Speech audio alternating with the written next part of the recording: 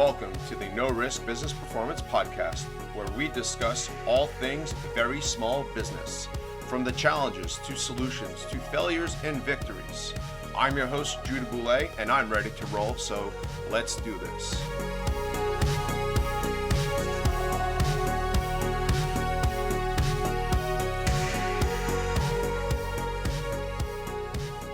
Hey folks, welcome to the No Risk Business Performance Podcast. Today, I'm excited to be having on the show my first business coach and first mentor, somebody who really was instrumental in helping me make my business a success, Jamie Gallagher.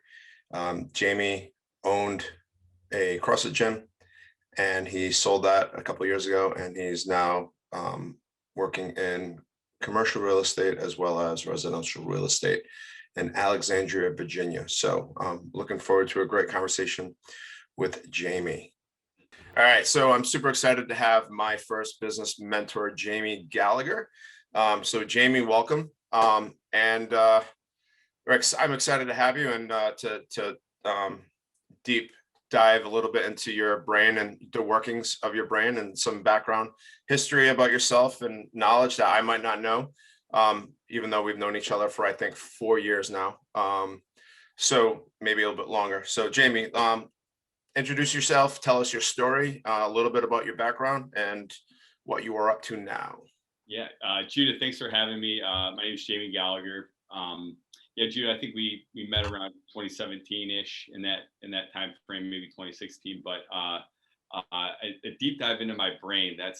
I hope you have lots of flashlights and ropes and stuff, because it's crazy in there. With that being said, I grew up in Cleveland, Ohio. I went to Ohio State. My first career, I was a Marine Corps officer. I served on active duty from 2005 to 2011.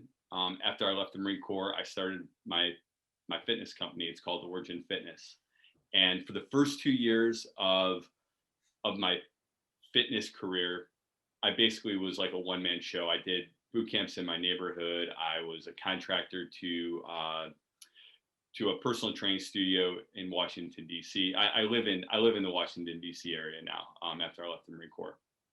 And then I also worked at a CrossFit gym, and I also worked at Fort Belvoir training some special ops guys. So it was a introduction by the owner of Trident CrossFit in Alexandria. His name's Chris Smith. He had a contract with them, and I worked under that contract.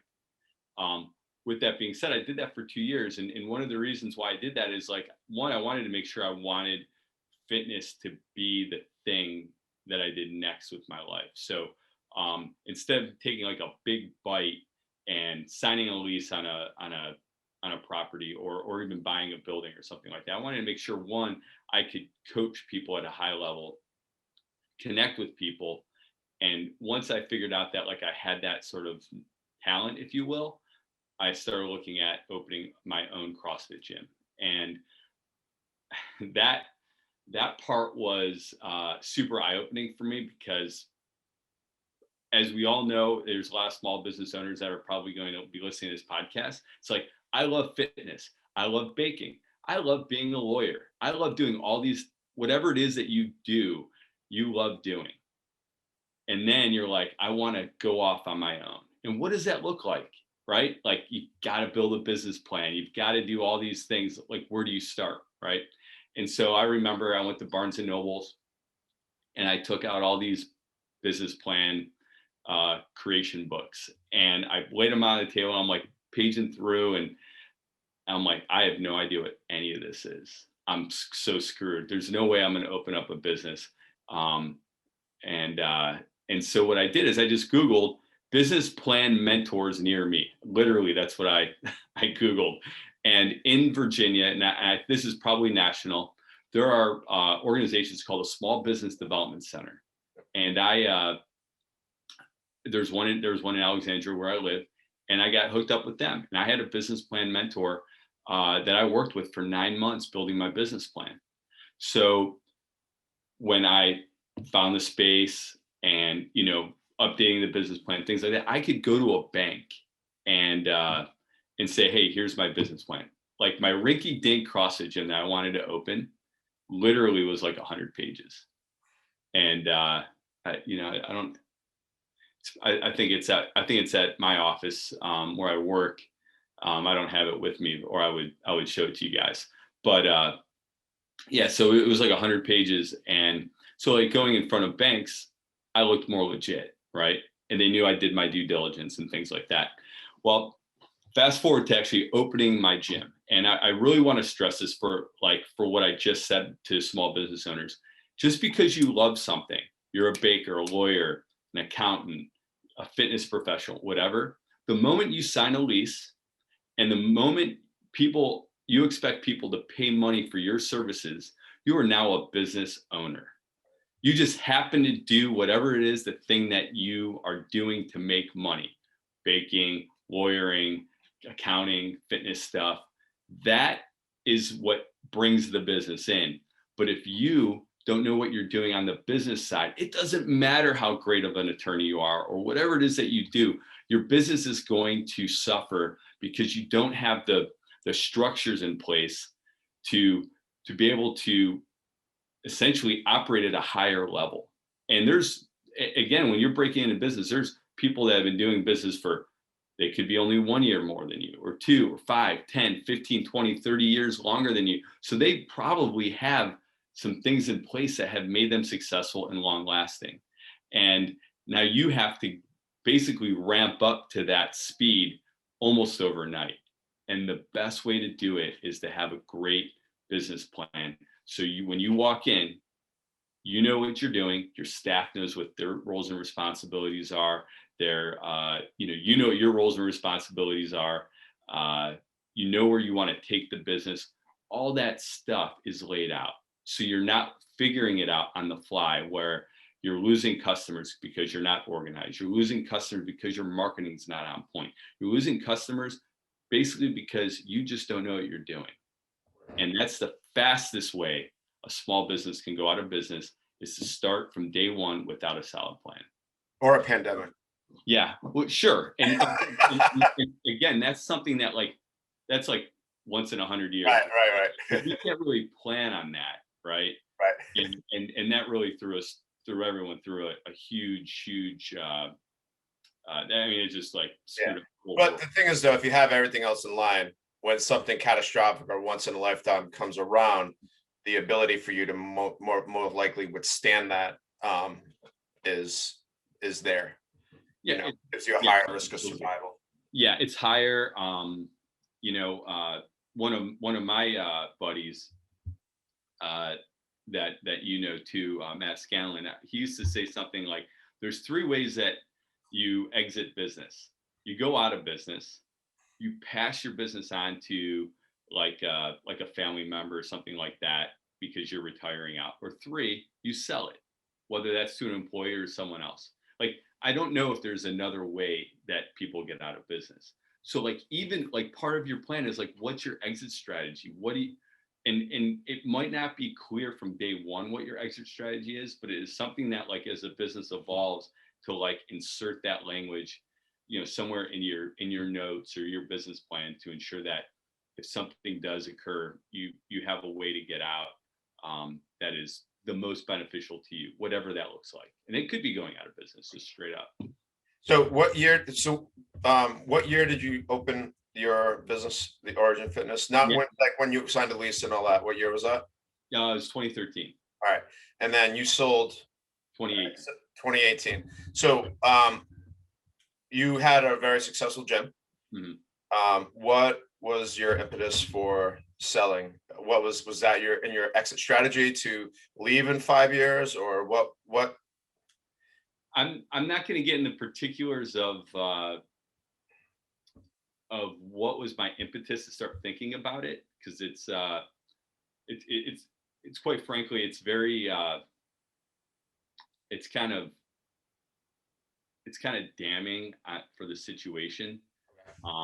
So let's just put it this way: we did something great for one of our members, and people complained about it. And it happened to do with the death in the family, and that was like a year prior to me selling, and that really upset me. It's like, these are the types of people that I'm serving, and working hard for, and my staff's working hard for. So anyways, fast forwarding to the next year, that was 2017, 2018.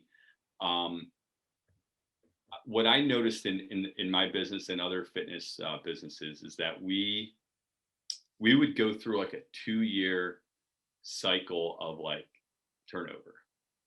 And one of the things, and we had a pretty big staff, and when you're hiring, in my case, hiring 20 to 24-year-olds mostly, you're going to have kids, these young adults, these, right out of college, whatever, they're going to want to go do something else. They're not going to want to work at my business for the next like decade or longer. Like it's just it's not a realistic expectation. And quite frankly, we had some turnover happening in the summer of 18, and I did not want to train a staff again from zero, like knowing nothing or hiring in and train. Like just because you know how to coach doesn't mean you know how to coach like the way that I want you to coach. Like it could be totally different, right? And I just didn't want to do it again. And that is like the main driver. I'm like, I canceled the trip to Hawaii. Like, yeah, like, so there's things like that. And, I talk about like the plan, right? Like the business plan. And my plan always was like for me to not be the face of the business. Like I wanted to step back and have my staff run most of the classes, do most of the personal training. I wanted to be the person who brings the business in, right. And so like me then like going in and running a business and then coaching like 20 classes a week, that was not something I wanted to do, nor could sustain. And then also train up like new people because again, when people are paying, a few $100+ a month in training fees, they don't want the intern from the local college they want the professional who's been doing it. Right. And Right. that have built trust, like just bringing people in, yeah, it was a matter of me not wanting to train the staff. And I reached out to a couple of people I knew that were interested, and that was it. Yeah, I think we both have similar reasons for, leading up to selling.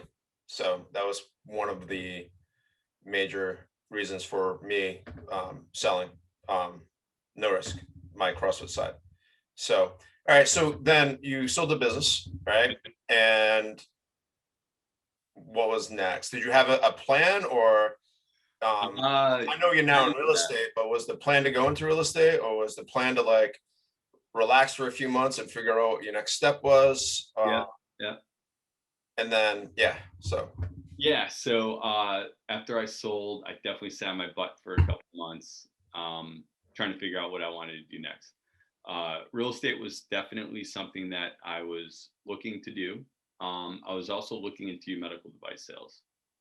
I wanted to still be in sales. I just wanted to kind of like control like a smaller universe, not a larger universe of having 200+ members and staff and all that stuff that I had at the gym. So I went on some ride-alongs in fact, I was getting my hair cut and I started talking to my barber about like, hey, I just sold, blah, blah, blah. He's like, oh, that's great. And this guy sitting down was wearing scrubs, and I started talking about medical device sales, and he perked up. He goes, huh?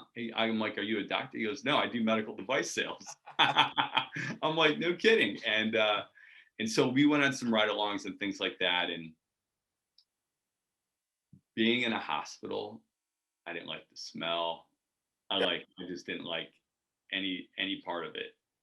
And so I wanted, again, I think I was going to be offered, and I told my guy, I'm like, this is not for me, but I appreciate all your time and effort. So then I was like, okay, well, and that was literally 2 weeks after I sold. Like I thought I was going to sit on my butt for a couple months. And I kind of was like, I was going on these ride-alongs and stuff, but I really wasn't like doing anything other than that. And then I I started getting antsy around late October, early November. So literally like 2 months after I sold, um, I this recruiter from a copier company calls me, and they're like, "Hey, do you want to come work for us?" I'm like, "Selling copiers, huh?" And in my head, I'm like, "I heard it's one of the worst sales jobs ever." And so this is like what I'm thinking in my head. But I said to them, I said, "How's your training?" They're like, "Oh, you get a month of training. Like you stay in a hotel for 5 days a week. You go home on the weekends. We try to prepare you best we can." And I'm like, okay. I'm like, screw it. I'm literally not doing anything. My wife, she she wanted me to do something like medical device sales where it's base salary plus commission. Well, this had a base salary plus commission. So I'm like, well, it gets me out of the house. If I like it, great. If I don't like it, well, then at least I put forth my best effort to try to find a job that's got base pay plus commission. And so I did that, and I worked for them for about 3 months, and my territory was the company I work for now. And so I walked into their office when I knew I'm done. I already had like started studying for my real estate exam and all that stuff. And I walked in there. I go to the office manager. I said, "Hey, I'm like, I've got a couple of questions for you." I'm like, "My first question is, um, who do I talk to about your copiers and printers and stuff like that?" And she's like, "Oh, it's at the headquarters office, and blah blah blah. I'll get you that information." And I'm like, "Okay." I'm like, "Two, how do I work here?" And let me tell you, she was way more interested in question number two. And so when I started with the firm, I started on the commercial side, where I felt like my talents and my connections in business would help me with on the commercial side of things, and it did. But I was able to ramp up pretty quickly, start working with people, things like that. And then so that was in early 20, it was like February, March of 2019. And then in October of 2020, an opportunity to join a residential real estate team came up, and and it was like almost too good of an opportunity to pass up, because the team and the team leader she's really outstanding, has systems and processes, and has like a vision of how where she wants to go, and things like that. And she also has like a tremendous record of success. And so based on like my background in history and her and the way that she does things, it was a good match for me to join. And quite frankly, what's the number one thing in sales, right, or business? It's like relationships. I walked past her office every day my first year, and I would say hi to her and her team every single morning. I'm sure sometimes they're like, "Geez, Jamie, just like leave us alone," but like it built up our relationship. They knew who I was, they knew like what I was into. So it made like speaking to her and her teammates and things like that a little bit easier, because I already knew who I was, and things like that. So now I'm able to do, and I'm really one of the only agents that's permitted to do this. I'm able to do commercial and residential deals. So it's a win-win for everybody. Right. So you're doubly killing it then. I mean, I'm trying. So what you did when you did the copy job, you went for a month of sales training or Yeah. sales training. So you got free education. I'm assuming like some of the stuff that went over there was entirely beneficial to you to 100%. I mean, it's like you're cold calling, you're knocking on doors, like what's your lead in, all that stuff. 100%. Yeah, it was cool. I mean, I don't regret it at all. Like literally any of like my jobs in life, like when I was at Ohio State, I waited tables, and like that helped with me being able to read people in an instant. You go to a table and say it's a couple, if they were in a fight before they walked in the restaurant, you could just feel it, right. or if people are just looking to have a really good time or whatever. So there's little nuances of facial expressions, body language, all that stuff. And waiting tables, you've got to know that stuff to read the table so you can do a better job serving them and getting a higher tip, right? Like Right. the point is like that tip. And so I took that even like when I was in the Marine Corps as an officer, like how do you read people? Right. Like how do you know, like is someone bull crapping me, Right. all that stuff. At the gym, I can read people and they sit down for my intros, my intro sessions with them or consults, or my staff. I mean, even now, like it's all about the little minutia of body language, eye contact, the way people smile. Is it Right. genuine? Is it like I'm just smiling because I have to? All that stuff that a lot of people in sales kind of pick up over the years. But it all started, waiting tables. That's cool. Yeah, I used to bartend, and it was probably one of my favorite jobs ever because it was fun. I was younger, and I didn't mind staying up to 2 o'clock at night. But I just loved the social interaction with people all night long.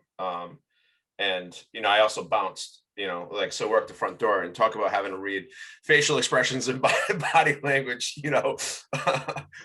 So those are useful tools. But now, no, it's interesting because like now I think back to some of the times I've been at a table in a restaurant and like an uncomfortable situation for me, and how uncomfortable it must have been for the wait staff to come over to that table.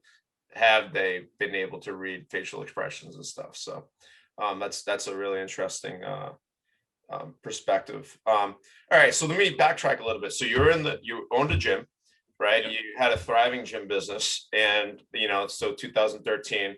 Um, when did you start getting into business coaching? Um, Oh man. Let's see. how did that process evolve? I think I got into it in either late 2014, early 2015. All right, so 2 years in.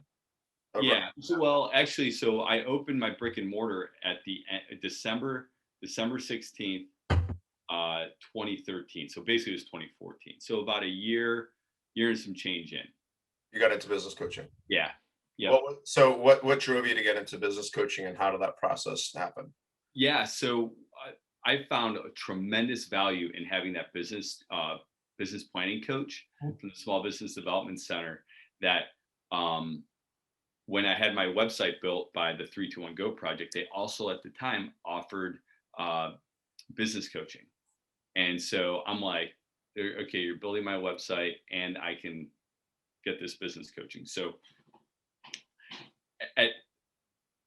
I didn't want the momentum I had with my business plan to just like end there. I wanted someone that I could call and have calls with, and someone to really kind of like push me in the right direction, maybe see the forest through the trees type of deal, that maybe I'm not seeing. And yeah, so I got hooked up with a business coach that helped me tremendously. And then about a year later or so, that he left the company, and the owner of the 321 Go project asked me to stay on and do business coaching because they look at metrics and all that stuff, and I was recommended by a couple people to do it, and that's how it happened.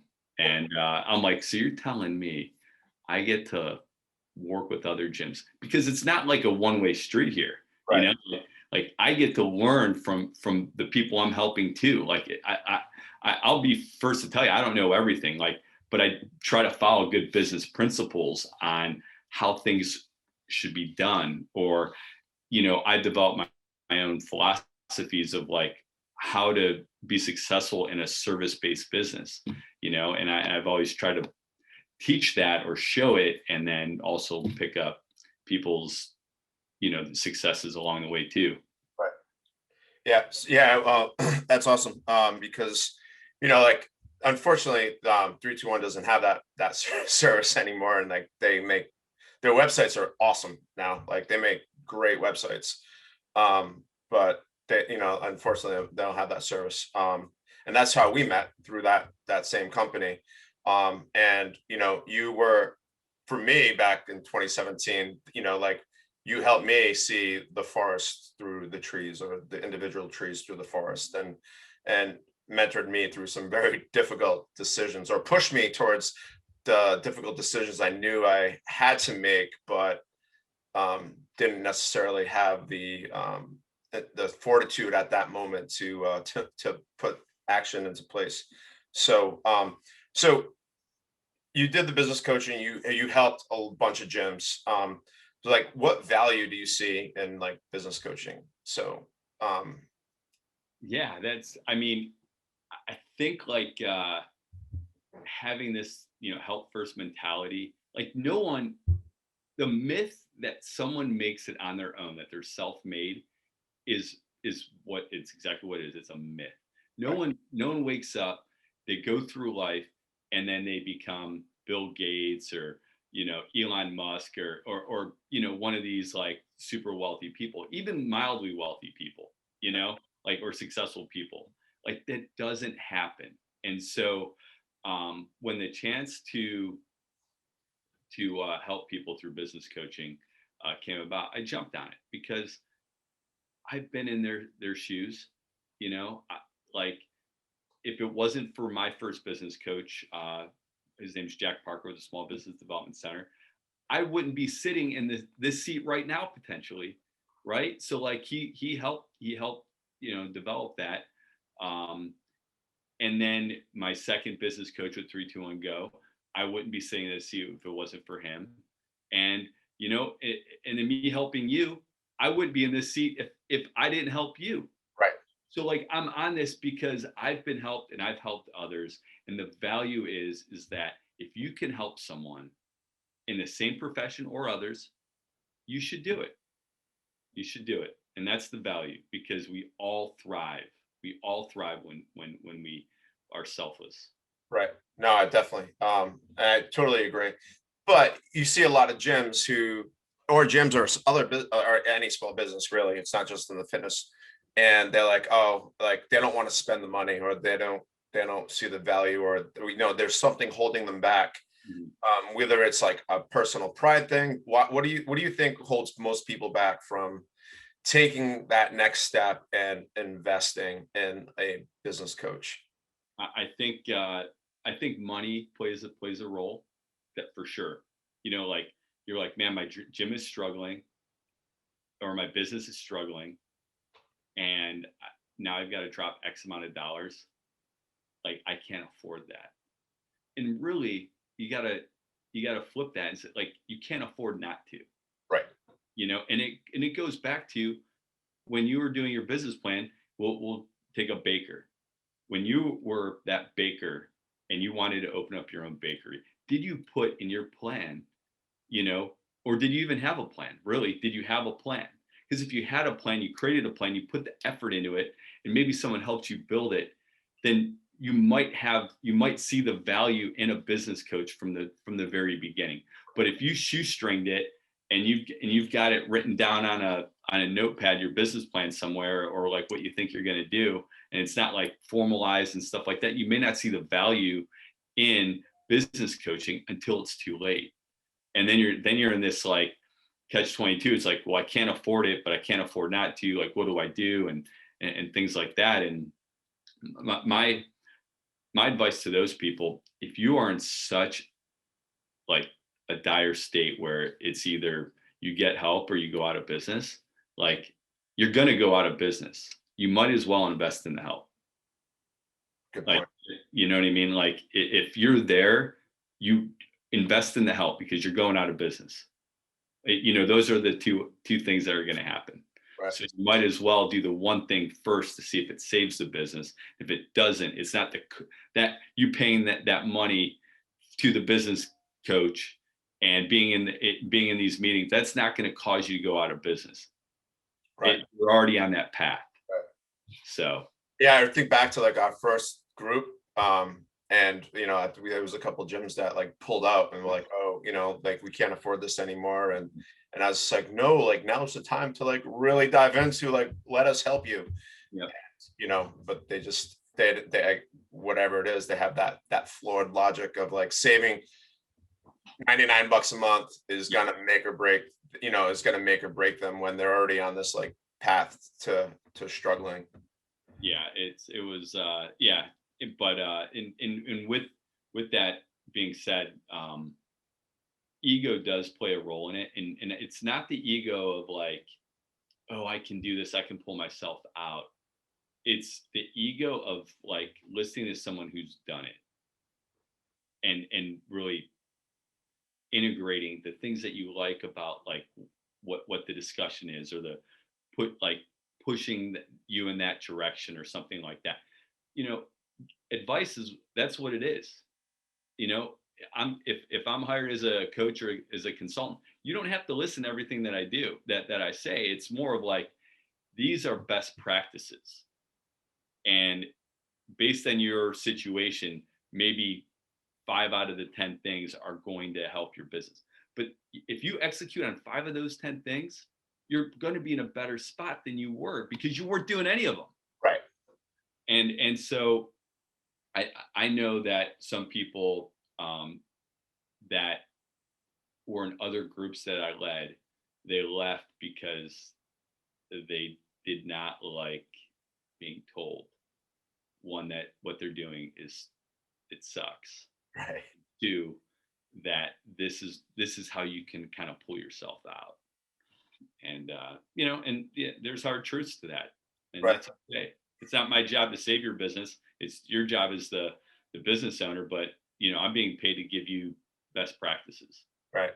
Yeah. And I think back in 2017, and early 2018, when we first started, like when I came on, like, because I traded for my business was a hobby business for 4 years, 5 years. And Okay. then when I came on, it was, I'm like full time, it was just supposed to sustain me. I finally dove deep into like the books, and I was like, oh boy, like we're losing money each month now. Like, and I didn't realize it. And we were probably 6 months from closing. And the first thing I realized is that like I'm a science teacher. Everything I've learned so far, I don't know much about business, and I need to educate myself quickly. And that's like the first thing I did, realize that, where my lacking was, and I hired you guys, and I, was fortunate enough to get you. And like within 6 months, you had my business turned around, and, and coached me through like difficult decisions of like, firing a business partner, which wasn't easy. And it was something, but like you just like, this is, if you want your business to survive, this is what you have to do. And luckily, like I, listened to you and was able to create something that was like thriving. And then because of the systems we had built, we managed to survive the pandemic quite well and balanced everything out. And I'm in the situation I am today. So it really, like, that's the thing. Like it's really a necessity, and so many people just glance over it as saying, "Oh, I can't afford it," or "It's not for me." Can All I right, say a couple more things about that yeah, real quick? Um, if we're in a service-based business, right? If a lot of a lot of the small business owners, again, you're a baker, you're an accountant, you're a fitness professional, whatever the case may be, um, it's isn't it our responsibility as that owner? Like, our clients are asking for our expertise, right? In our service, fitness, baking, accounting, lawyering, whatever, right? But isn't it incumbent upon us, though, to then have a coach that coaches us? right, Yes, it is. Any successful person, you read any CEO's book out there, they're going to talk about having someone in their life that is a mentor to them. It No one knows everything. And if you think that you do, you're about to jump off the cliff of going out of business. Maybe you hit some rocks and some trees along the way that slow your descent, but you're going to get there because you don't have the support behind you to help you again when times are tough. How do you transition? I mean, the CrossFit world went through a huge upheaval last summer because the CEO and founder, he basically reached his limit. I'm not going to get into the social dynamics of it, but he reached his limit of his capacity as a CEO of that company. He could no longer grow it in the direction that it needed to go to thrive in the year 2020, 21 and going forward. And like that happens. There's nothing wrong with it. Again, we'll go back to Bill Gates. Bill Gates hasn't been the CEO, I think, of Microsoft for what, 20 plus years? The Google's founders, they're no longer running the company. Like, there's a time when you reach the point of a company where you don't have the skills anymore to take it to the next level. And it's incumbent upon you for your staff and employees to recognize that in yourself. And you probably need a business coach or someone like that in your life to say, hey, like, you might want to transition, to being like, chairman of the board or some emeritus position or so, whatever the case may be. I know we're all small business owners here. And so I'm kind of going off on a weird tangent, but the point is that if our clients need us to help them, we also need someone to help us. And if we think that's not the case, then we're going to lose in the end. And I think it's similar with you. Like, you didn't want to train another set of employees, right? So you knew that, like, in order for you to do the best for your business and your clients, you came to the realization that, like, ego's the enemy, right? And anybody can say, hey, like, I can do this, I can withstand this. And like, this is my gym or my business, and I'm gonna, but it also takes a bit to, to be really reflective and realize that, like, in order to do and this is kind of what happened with me, in order for my business to grow with the circumstances I'm under right now, I can't do it as efficiently as somebody else coming in who, has a greater passion for this than I do at this time. And because of that, they're in a better position to grow this business, make it worthwhile, or make it longer lasting, make it a better experience for the clients that you are deeply involved with. So it's that balance between ego and being humble enough to realize the limitations of what you can provide. So 100%. I mean, you hit the nail on the head on that one for sure. Like, if business owners are out there and they're thinking about ways to look at the way that you run your company, is there's a saying in the military, and I'll say Marine Corps specifically, is it's called flipping the map. And what that's useful for is that if you look at the map and you look down, you're looking at it and you're looking at where the enemy is, right? And you're looking at where you are. Well, when you flip the map, you are now looking at it from the enemy's perspective. Yeah. And then you're looking at like, how can I defeat me, basically? So you're looking for gaps in your defenses or whatever the case may be, in the battle plan. You're basically looking for shortcomings. And so in business, I used to tell my staff, we have to look at everything from our client's perspective.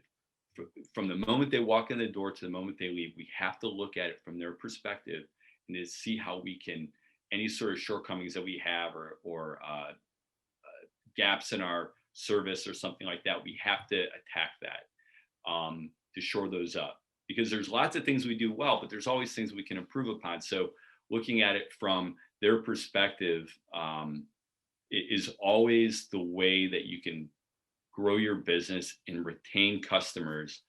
And it's really a low dollar value. It's just being conscious about how can I make things easier. If you take appointments, is it easy to schedule an appointment? Right. Are there many opportunities to do that on your website? Do you have someone who's answering the phones? Like all these different things. what does it look like when someone walks in? Like how does your team members greet that person? All that stuff. And again, and that also goes back to my restaurant days. Like when someone walk into my gym, someone's greeting that person within 30 seconds. I don't want someone wandering, like looking around and like Right. they're wondering, like it's an unprofessional way of doing business. So again, that's flipping the map, looking at it from the client's perspective and ensuring that you're shoring up any sort of like perceived weaknesses that you may have. Gotcha.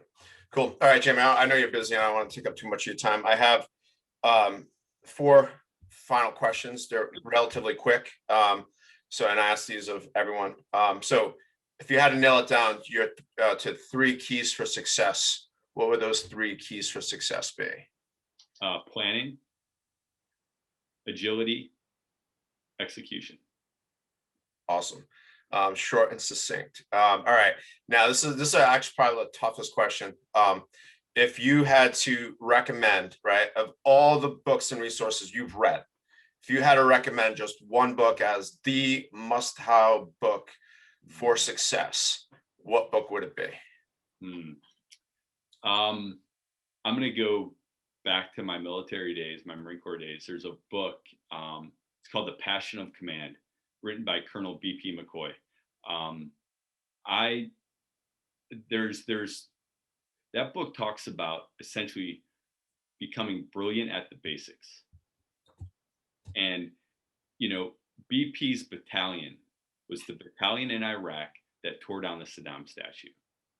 And so, that was pretty cool. He spoke to my group when I was a second lieutenant, and down the road after he retired, I happened to get an email from someone by the name of BP McCoy who wanted to join my gym.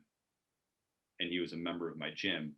And it was like, imagine like someone who you looked up to from afar, like now again wants you to help them. It's awesome. And BP helped me so much. Like he didn't even know it. Like he helped me as a Marine Corps officer, becoming brilliant at the basics. In the book, The Passion of Command, like that was one of the building blocks of like what I wanted my business to have, right? Because we can't do all the high speed stuff. If you're in the military, you can't be jumping out of helicopters and airplanes and stuff like that if you don't even know how to like take your weapon apart. Like you have to be, or if you don't know the basics of like fire and maneuver, all these different things, like if you don't know the basics, then there's no reason doing something like more high speed. And if you do the basics brilliantly, you're going to be so efficient and so dominant that everything else isn't going to matter. So the book, The Passion of Command, written by BP McCoy, if you buy, it's like 60 pages, not a very long read. If you buy it, the proceeds go towards, I believe, the Marine Corps, one of the Marine Corps charities. So I'll definitely. I'm gonna have to check that out, especially if it's 60 pages. It's like a one day. Yeah, absolutely. So, anyways, that's the book that I recommend people read. And the basics, doing the basics, that relates to everything, not just business, right? So it relates to like we both came from the CrossFit world. It relates to like movement and CrossFit, and now I'm transitioning into business development as well as my sports performance. And even with athletes, it's like teaching the basic 7 movement patterns and making them execute those 7 flawlessly without all like the gimmicky like YouTube star or Instagram star like jumps and all that, like the fanciness. Like if you focus on the 7 basics, that's and do those flawlessly, then you make tremendous athletes. So it's very relatable. All right. Do you have a favorite quote? There's a lot. And once again, that's a tough one because there's lots of quotes and motivational quotes, but is there something that that you always come back to, or something that just sticks out in your head as that drives you? Yeah, I sort of bastardized the quote. So the former founder of CrossFit, he had this quote, and it's we fail at the margins of our experience. And so like if you take like a little circle and you're like new at something, like when you get to the outer rim of that circle, you fail, but you push the circle out wider. So like now you have like a bigger circle to sort of like reach out to, and you fail. So like, but saying fail into something that is like with a growth mindset, I didn't like. So I changed it to, we succeed at the margins of our experience. I like that. It's awesome. Cool. All right. So last question. If you were me and you were interviewing yourself, what's something I should have asked you? You should have asked me about my dog, Willie. How's Willie doing? He's doing great. He's doing great. Audience, I have a German Shepherd. His name's Willie. He's missing his left eye. He was born with a birth defect, and I'm a huge Goonies fan. And so I named him Willie, One-Eye Willie, after the pirate. That's awesome. My kids terrorized that poor dog when I visited you in Virginia. Oh, dude, he loves kids. He loves people. Now, if you were another German Shepherd, there'd be trouble. But yeah, he's doing great. All right, Jamie, thanks for your time today. This was an awesome discussion. Lots of valuable information. Where could people find you? Yeah, you can find me on Instagram. It's J Gallagher, I believe, _realtor. And then you can hit me up on LinkedIn as well, Jamie Gallagher. Cool. And if you need a house or commercial property in the Virginia area, Jamie is your go-to guy. Thanks for tuning in. That was Jamie Gallagher, my first business coach. So next week, we'll be back with another guest to be determined. And we're excited to continually share the information that these people who've excelled in the business world or in the leadership world, and bring that information to you. So until next time.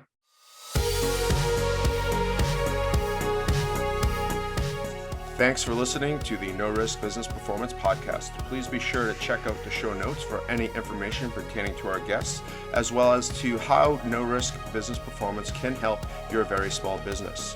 If you found the information useful, please be kind and share it with your friends who also own very small businesses so they can benefit from the advice that our guests can provide.